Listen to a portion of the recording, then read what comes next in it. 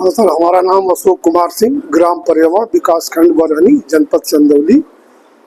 आज आप लोग बरहनी में बैठक कर रहे हैं तो हम लोग काफ़ी यहाँ पीड़ित हैं कि सारे हमारी ज़मीन विंध्य एक्सप्रेसवे के नाम पर अधिग्रहण की जा रही है, जो कृषि भूमि की सर्वोत्तम ज़मीन है।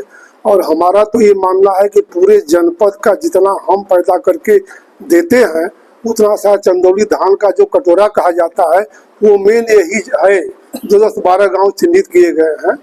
अगर यह एक्सप्रेसवे बन जाती है तो उससे केवल हम जल संकट में पड़ेंगे, हमारी जमीन भी जाएगी और पूरा जो है ये भूभाग जो है 2 भागों में बंट जाएगा, जिसमें खेती करना बिल्कुल ही असंभव है।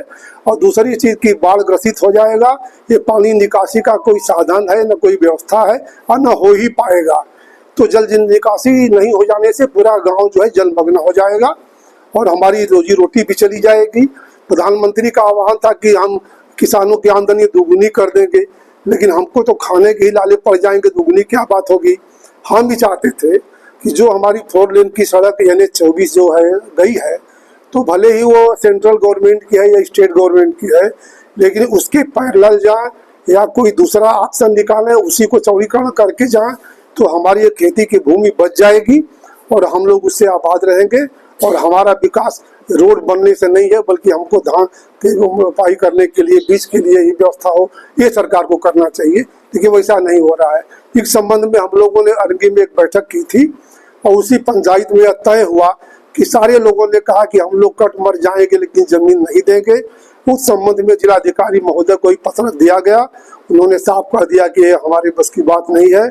माननीय विधायक जी को भी कल हम लोगों ने मुख्यमंत्री के नाम से ज्ञापन एक दे दिया, तो चुनावी मुद्रा में तो कह गए कि ठीक है, हम बाबा जी से कह लेंगे कि नहीं, यहाँ सड़क नहीं बनेगी, सराजा की उधर बन जाए और इधर बन जाए, इधर क्षेत्र छोड़ दिया जाए।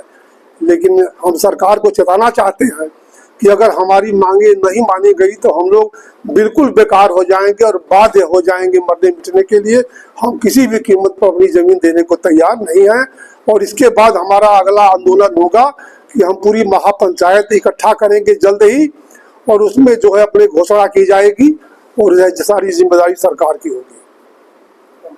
अपना नाम परिचय बताएं। दुर्गादत्त त्रिपाठी, ग्राम रामपुर, पोस्ट रामपुर, जिला चंदौली का निवासी हूँ। आज आप लोग बरहनी में किसान काफी संख्या में बैठे हैं, क्या बोल रहे हैं? आज यही हम बोल रहे हैं, हम किसान, कि जो इस क्षेत्र की जीविका है वो कृषि है। आज से नहीं, आज यहाँ सर्वे पहले से करा लिया जाए कि एक किसानी के अलावा चाहे परिवार की बिटिया हो, चाहे घर के बाल बच्चे की दवाई हो, या जो कुछ भी, ऐसे कहने को तो बहुत विकास किया गया, कहा जा रहा है, लेकिन आज भी अगर सर्वे किया जाए तो परिवार किसानी के अलावा जो है अपनी बुनियादी जो जरूरत है उसको नहीं पूरा कर सकता है। आज जिसको छीना जा रहा है उसी जो है क्षेत्र से, उसी जो है भूमि से आकलन करा लिया जाए शासन से कि यहां का जो क्षेत्र जो है आज ये लूटने जा रहे हैं, उस जो है भूमि का जो अन्न पैदा होता है, माने जिले में जो है अपना जो है स्थान रखता है, जिससे जो है आज अन्नपूर्णा योजना ये ढिढोरा पीट रहे हैं, लेकिन यही जो है हमारा अन्न जा करके इनके अन्न योजना का जो है माने इनकी अन्न योजना को विस्तारित कर रहा है। लेकिन शासन की मंशा क्या है? यहाँ की पंडित कमलापति त्रिपाठी जी क्या जो है माने अनभिज्ञ थे, जिन्होंने इस कृषि क्षेत्र को माने किस तरह से सिंचा कि आने वाली यहाँ जो है जनता, यहाँ के लोग इसी जो है बुनियादी जो है भूमि से अपने जीविका का जीविकोपार्जन करेंगे।